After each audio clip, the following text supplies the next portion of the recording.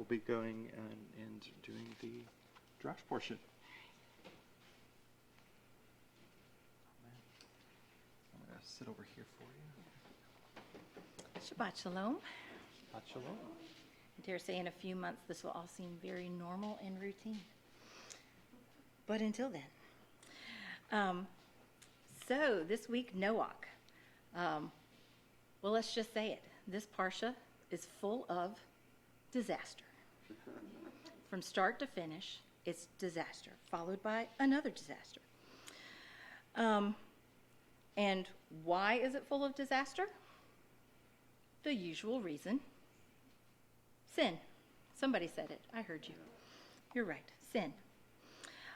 Both Noah's generation and the generation that built the Tower of Babel are defined by their sin and Hashem's response to their sin.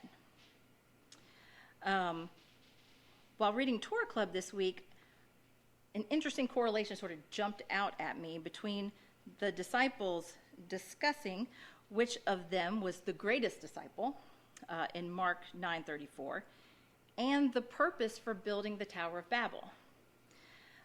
So Genesis 11:4 tells us why they were building the Tower of Babel.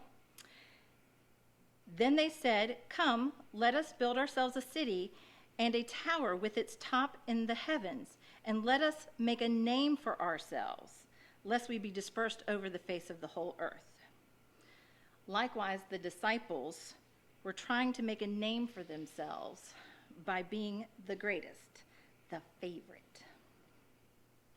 And I think if we were all there, we would probably want to be Yeshua's favorite first, as well, you know. So, not trying to poo-poo all the disciples, but just like our own walk, it's a process, right? It's a process. They were in the middle of their process.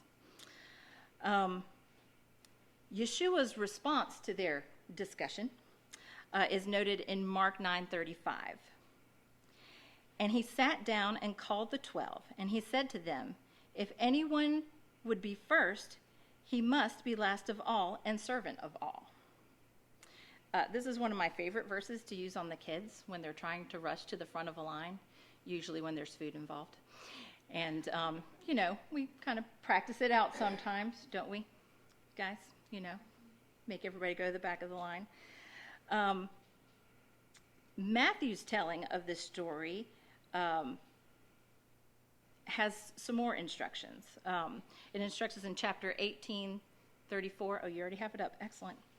Verses 3 and 4, and this is Yeshua speaking, and said, "Truly I say to you, unless you turn and become like children, you will never enter the kingdom of heaven.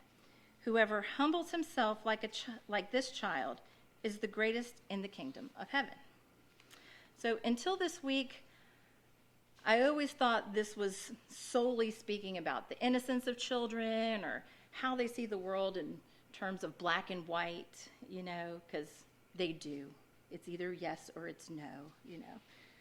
Bruce and I found this very early in our walk in Messianic Judaism, that you kind of can't have things both ways with kids, because you'll confuse them and they'll, you know, show up at the December 24th gathering and say Happy Hanukkah to everybody. And so, true story. So that's what I always thought. But FFOZ this weekend, Jesus My Rabbi, as lots of you have already read, I know, kind of preaching to the choir here, taught me a different perspective.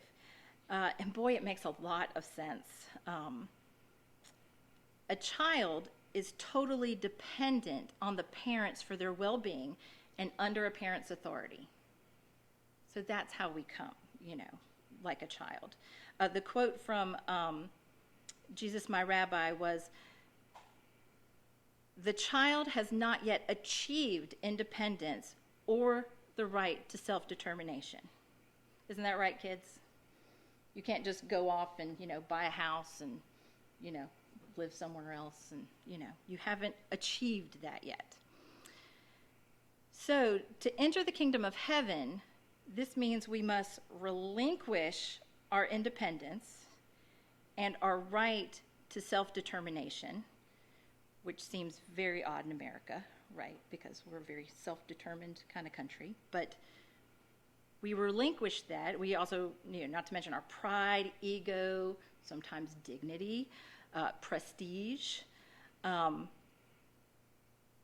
We have to know daily, hourly, minutely, secondly, nanosecondly, that we are utterly dependent on Hashem. And the only access we have to him is through the blood of Yeshua. So I'll end with the question that some of us will be discussing at the end of Focus Section 1 this afternoon in Torah Club. Are we on track to be one of the greatest in the kingdom? If not, what can we do to change that? Shabbat Shalom.